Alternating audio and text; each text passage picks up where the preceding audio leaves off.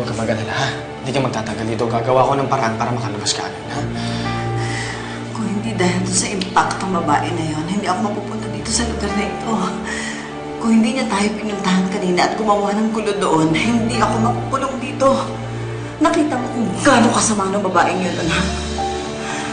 Talagang hindi siya titigil hanggat hindi niya tuluyang nasisira ang buhay nating dalawa. Hanggat hindi niya ako tuluyang nasisira, anak. Hindi ka mag-alala na yan. Sige, nakalma ka na.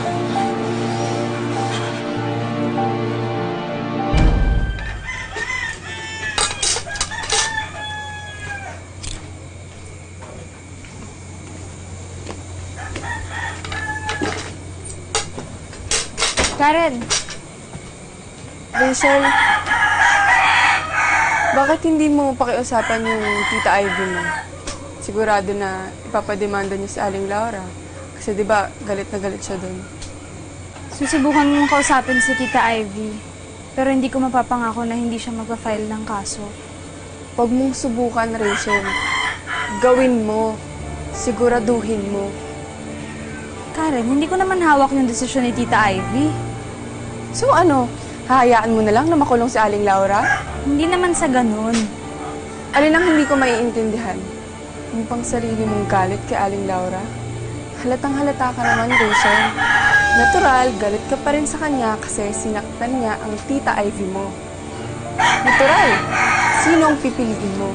Yung kadugo mo? Yung pamilya mo? Oo na.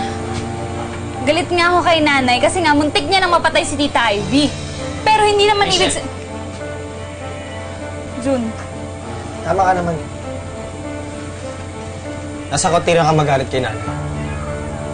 Dahil sa tingin mo, yung Tita Ivy mo yung mas dehado. Pero Rachel, hindi mo ko masisisi kung magalit ako sa Tita Ivy mo, ha? Dahil bandang dulo, nanay ko pa rin yung nakakulong dahil sa kanya.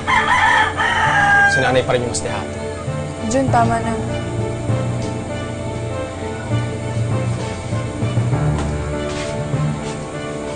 Kuya, ate, nag-aaway ba kayo?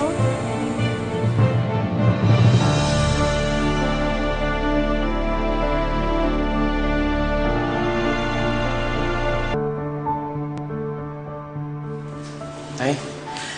Junior, kinausap ako ng warden kanina. Ang sabi niya sa akin, kapag ka daw hindi nakapagsampa ng kaso si Ivy sa loob ng 24 oras, makakalabas daw ako dito. Talaga ho? Oo.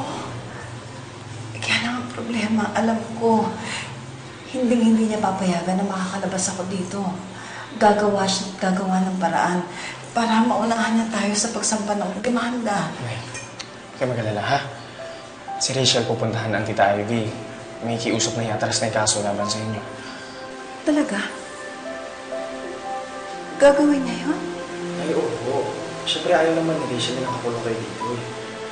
Pero hindi pa galit na siya sa akin. Ay naman, hindi naman galit doon si Rachel sa'yo, eh.